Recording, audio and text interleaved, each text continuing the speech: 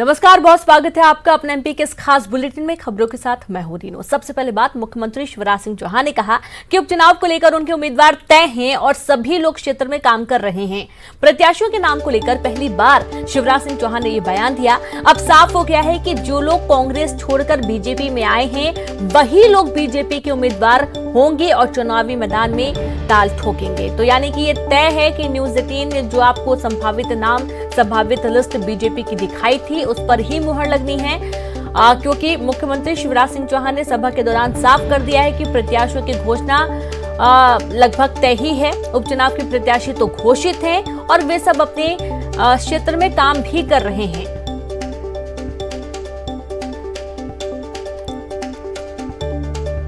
प्रत्याशियों की घोषणा कब तक करेंगे? हमारे तो घोषित ही है, उसमें अधिकृत ही है, सब काम कर रहे हैं। बीजेपी प्रत्याशियों की घोषणा कब तक करेंगे? हमारे तो घोषित ही है, उसमें अधिकृत ही है, सब काम कर रहे हैं। बीजेपी प्रत्याशियों की घोषणा कब तक करेंगे? हमारे तो घोषित। तो सुना आपने, प्रत्याशियों की घोषणा कब कर रहे हैं। सवाल किए जाने पर उनका कहना है कि प्रत्याशी तो घोषित ही हैं और वो सब अपना काम भी कर रहे हैं।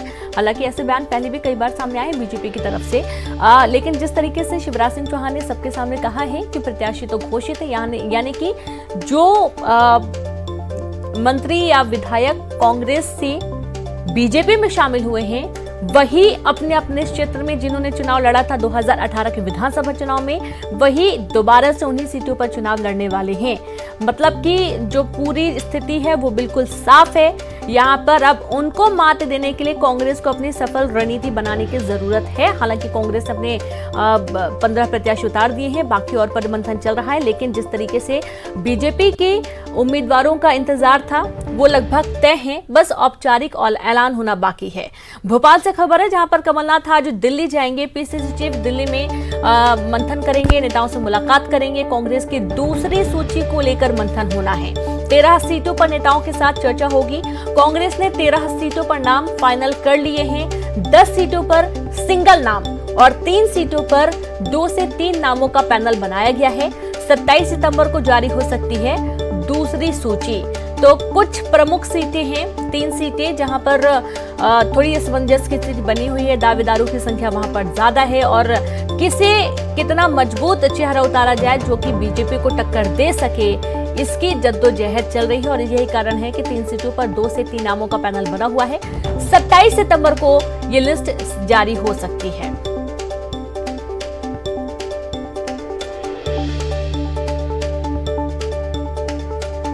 तो चलिए, ज्यादा जानकारी के साथ विश्लेषण के लिए संवाददाता शरद लाइव जुड़ गए हैं। शरद, बीजेपी ने तो साफ कर दिया है, मुख्यमंत्री ने साफ कर दिया है कि उनके जो प्रत्याशी हैं वो तो तय हैं और वो सब अपना काम भी कर रहे हैं अपने अपने क्षेत्र में। तो अब यहाँ पर कांग्रेस पीछे नजर आ रही है। कांग्रेस की एक सूची जारी हो गई है, दूसरी सूची कब तक जारी हो सकती है? और ये जो थोड़ा मतभेद हो रहा है कांग्रेस के अंदर, स्पष्ट करें इसको भी। ये कंप्लीट हो गई है, 7 लाइव की देखिए, पीछे कहना कांग्रेस का ये सही नहीं होगा, क्योंकि अगर सूची जारी करने के लिहाज से देखें तो फिर तो कांग्रेस वाकई में आगे है। बीजेपी के उम्मीदवार तय हैं, ये और बात है। और मुख्यमंत्री शिवराज सिंह चौहान ने अगर कोई बात कही भी है इस बारे में तो वो गलत नहीं कह रहे हैं, क्योंकि ये सार्वजनिक तौर से तय है कि जो विधायक सिंधिया के साथ में आए 22, फिर उसके बाद 3 और विधायक आए उनके, और साथ ही साथ में 2 सीटें पहले खाली थी विधायकों के निधन की वजह से, और फिर 1 सीट ब्यावरा की अभी हाल ही में खाली हुई। तो कुल मिलाकर 28 सीटें हैं और 28 में से करीब 25 ऐसी सीटें हैं जहां पर बीजेपी के उम्मीदवार लगभग तय हैं और उनमें से करीब 14 तो मंत्री बने हुए हैं। तो ये समझा जा सकता है कि आखिरकार बीजेपी ऐसा क्यों कर रही है, भले ही वो प्रक्रिया जो विधिवत सूची जारी करने के लिए की जाती हो वो अभी न की गई हो। इस लिहाज से देखें तो कांग्रेस कहीं ना कहीं आगे है और पहली सूची 15 नामों की जारी की जा चुकी है। बाकी के 9 और जो नाम है वो भी जो जानकारी है उसके मुताबिक सिंगल नाम सिंगल सीट पर तय कर लिए गए हैं। 3 से 4 ऐसी सीटें हैं जिन पर अभी कुछ असमंजस की स्थिति है, जिन्हें दूर करने के लिए पूर्व मुख्यमंत्री कमलनाथ आज दिल्ली रवाना हो रहे हैं और दिल्ली में केंद्रीय नेतृत्व के साथ में भी उनकी मुलाकात होगी। और उस मुलाकात में जो थोड़ी सी गुंजाइश इस बात को लेकर है कि विरोध होने का डर, क्योंकि अगर हम ग्वालियर की बात करें तो ये एक बात सामने आ रही है कि ग्वालियर पूर्व से सतीश सिकरवार का टिकट लगभग फाइनल माना जा रहा है। कांग्रेस में जो बीजेपी से हुए हैं शामिल, तो अगर वो शामिल होते हैं तो फिर वहाँ पर कांग्रेस के कार्यकर्ताओं का जो विरोध हो सकता है संभावित, उसको आखिरकार कैसे कंट्रोल किया जाएगा। इसी तरीके से पारुल साहू के बारे में अगर हम बात करें सुर्खी से, तो वो बीजेपी से आई हैं, उनको भी अगर टिकट दिया जाता है तो फिर कांग्रेस की जो स्थानीय इकाई है वहाँ पर उसको कैसे संभाला जाएगा, या जो नेता वहाँ पर टिकट की दावेदारी कर रहे हैं कांग्रेस में, संभवतः इन सारे मुद्दों पर चर्चा करने के लिए ही कमलनाथ दिल्ली गए हैं और वहाँ पर वो चर्चा करेंगे और उसके बाद ये माना जा रहा है कि जो बाकी के नाम है उनकी सूची जारी कर दी जाएगी। तो इस लिहाज से शरद, बहुत बहुत शुक्रिया आपका तमाम जानकारी साझा करने के लिए। और इसी बीच CM Bhupesh Baghel press conference कर रहे हैं, कृषि बिल को लेकर मंथन होना है, आप भी सुनिए। अभी फिर से एक झटका उन्होंने दिया है, जो एक काले कानून के रूप में हमारे सामने है। इसके पहले आपने देखा कि एयरपोर्ट नीलाम कर दिए गए, रेलवे स्टेशन नीलाम कर दिए गए और अब बारी किसानों के जमीन पर है।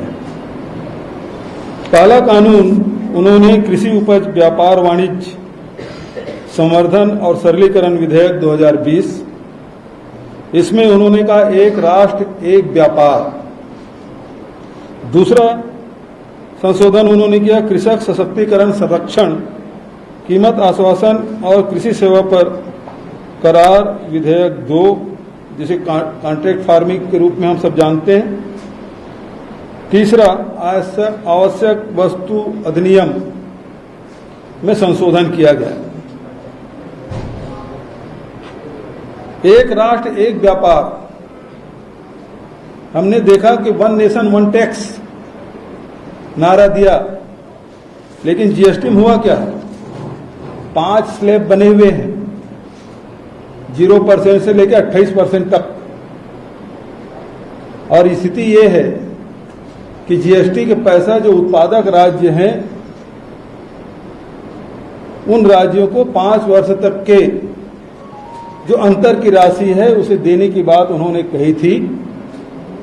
लेकिन इस वर्ष अप्रैल से लेकर आज तारीख तक जीएसटी का अंतर का राशि नहीं मिला है। मेरे छत्तीसगढ़ में 2 किस्त अभी तक के मिल जाना चाहिए था, ये तीसरे किस्त, क्योंकि अब सितंबर समाप्त होने वाला, अक्टूबर में मिलने वाला है, तीसरा किस्त भी नहीं मिलेगा। तो करीब 3000 करोड़ की राशि हमको मिलनी थी, जो कि नहीं मिला।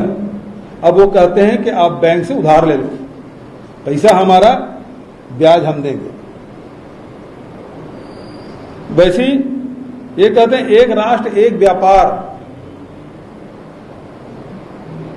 एक शब्द और जोड़ना था और वो शब्द है दर। एक राष्ट्र है, एक व्यापार है, एक ही कीमत होना चाहिए था, एक ही दर होना चाहिए था, जो कि उन्होंने नहीं किया। इससे किसानों को नुकसान होगा, मंडी आप समाप्त कर देंगे। अलग अलग राज्यों में मंडी के अलग अलग कानून बने हुए हैं, जो केंद्र सरकार निर्देश करती है और राज्य सरकार उसे अनुपालन करते हुए अपने नियम में संशोधन करती है। जबकि कृषि है वो राज्य का विषय है। इसके बावजूद भी केंद्र सरकार ने राज्यों से कोई परामर्श नहीं किया, न ही किसान संगठनों से परामर्श किया और सीधा सीधा ये कानून बना दिया। और इससे नुकसान ये होगा कि मंडियों में, मंडी की अपनी व्यवस्था होती थी, मंडी में वही लोग बोली लगा सकते थे जो मंडी लाइसेंस लेते थे। भुगतान 1 दिन से 5 दिन के भीतर में कर दिया जाता था और यदि कोई क्रेता और विक्रेता के बीच में कोई विवाद हो तो मंडी सचिव ही फाइनल अथॉरिटी हुआ करते थे, जो 5 दिन के अंदर में उसे निराकृत कर देते थे।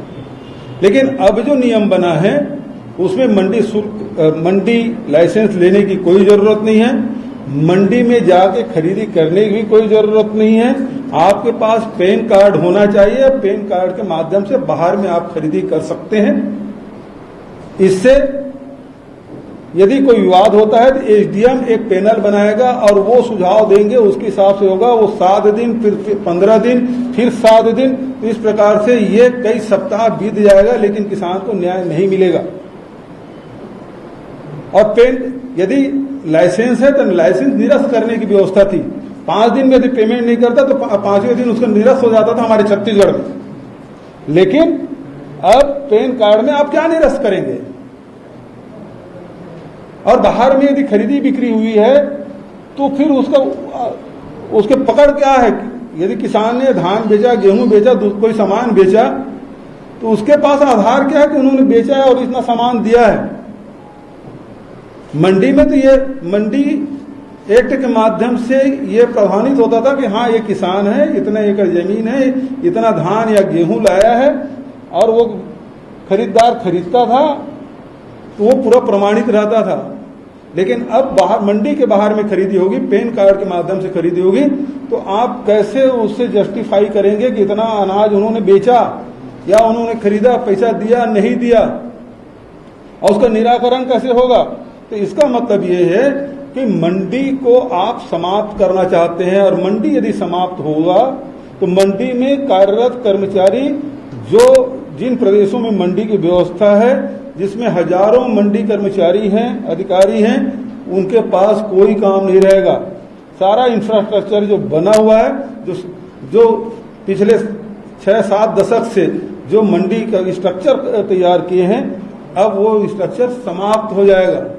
जो अड़तिया काम कर रहे थे, जो तौलिया काम कर रहे थे, जो हमाल काम कर रहे थे, वो सारे लोग बेरोजगार हो जाएंगे। जो ट्रांसपोर्टर काम कर रहे थे, उसके पास भी कोई काम नहीं रहेगा।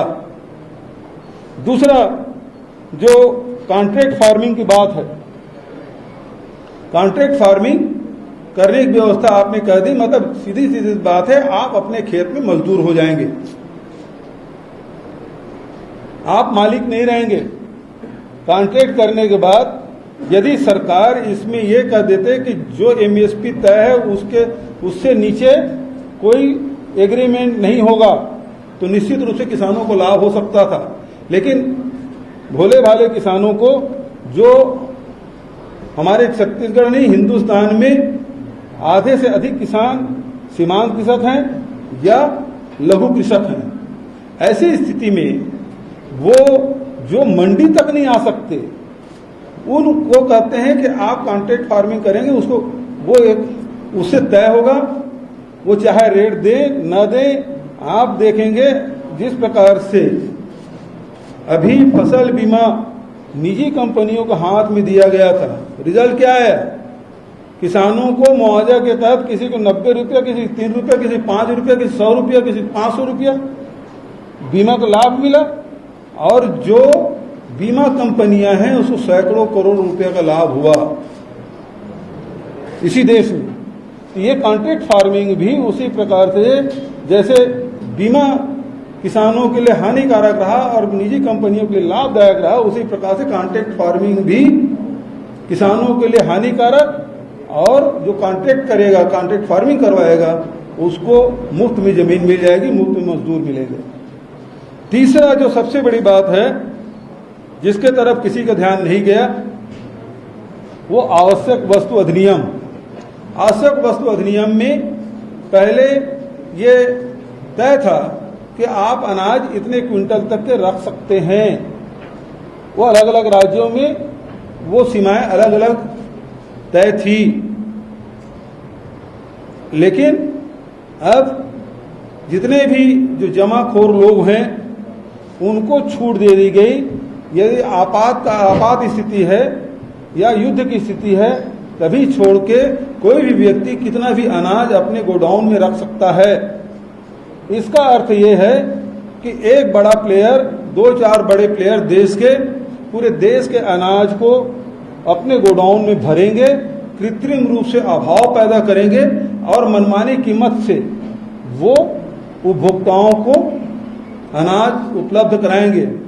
आपने देखा है, इसके पहले प्याज की स्थिति क्या थी, इसके पहले दाल की स्थिति क्या थी, अरहर दाल कितना मिला, किस दर पे मिला, ये सब आप सबको जानकारी है। और अब स्थिति अनाज पे, सस्ते में अनाज खरीदेंगे, गोडाउनिंग करेंगे और उसके बाद ये प्राइवेट प्लेयर है वो देश के अनाज की कीमत तय करेंगे। तो सबसे बड़ी जो मार है, किसानों को तो मार पड़ रहा है, लेकिन आने वाले समय में सबसे बड़े जो मार पड़ने वाला है उपभोक्ता को, आम आदमी को। ब्रेक के बाद एक बार फिर से आप सभी का स्वागत है। एमपी के बड़वानी से कुछ ऐसी तस्वीर सामने आई है जिसे देखकर आप अंदाजा नहीं लगा सकते कि 21वीं सदी का भारत है। जिले के डेरवालिया, घोंगसा और पानसेमल गांवों का यही हाल है। यहाँ लोगों को रास्ता एक तक नसीब नहीं है। किसी मरीज को अस्पताल ले जाना हो तो उसे कपड़े की झोली बनाकर ले जाया जाता है, वो भी नदी में भरे पानी के बीच से होकर। गांव के लोग कलेक्टर और जनप्रतिनिधियों तक से गुहार लगा चुके हैं, लेकिन अब तक समस्या का कोई हल नहीं निकाला जा सका है। लोग सड़क, बिजली और स्वास्थ्य की सुविधा के लिए तरस रहे हैं। और ये देखिए तस्वीरें, 2 तस्वीरें हैं जहां पर, हालांकि ऐसी तस्वीरें पहले भी सामने आ चुकी हैं, जब इस तरीके से मरीज को ले जाया जाता है कंधे पर लाद कर, कपड़े की थैली बनाकर। जनप्रतिनिधियों से, कलेक्टर से कई बार गुहार लगाई जा चुकी है, कई बार शिकायतें की जा चुकी हैं और ये भी कहा जा चुका है कि भाई एक पुल ही बना दें आप नदी के ऊपर से तो थोड़ी सहूलियत हो जाएगी, लेकिन ऐसा भी नहीं हो पाया है। और ये तस्वीरें देखकर आप ये कभी नहीं सोच पाएंगे कि हम 21वीं सदी में जी रहे हैं। यहाँ के लोगों को तो बहुत सारी चीजें मालूम ही नहीं है, न ही उनको उनके अधिकार मालूम है, न ही उनको सरकार द्वारा चलाई गई योजनाएं मालूम है। और खासतौर पर पिछड़े जो इलाके हैं वहां पर गाड़ी मोटर जाना तो दूर है, लोगों के पैदल चलने के लिए भी सड़क अच्छी नहीं है। जहां देखेंगे वहां पर सीधा मैदान है, लोग खुद ही से जाते हैं और सड़क बना लेते हैं और पानी के ऊपर से भी खुद के बनाए हुए पुल से ही चलते हैं। कभी भी बड़े हादसे हो सकते हैं, या तो टोकरी में बैठकर वो नदी पार करते हैं या फिर किसी मरीज को ले जाना होता है। तो तस्वीरें आपने देखी है कि किस तरीके से मरीज को अस्पताल पहुंचाया जाता है। क्योंकि जिस गांव में सड़क नहीं होगी तो आप सोच सकते हैं कि वहां पर अस्पताल की भी कोई अच्छी सुविधाएं नहीं होंगी। जब मरीज ज्यादा बीमार हो जाता है, हालत ज्यादा खराब होती है तो आनन फानन में उसे इसी तरीके से कंधे पर लाद कर ले जाना पड़ता है।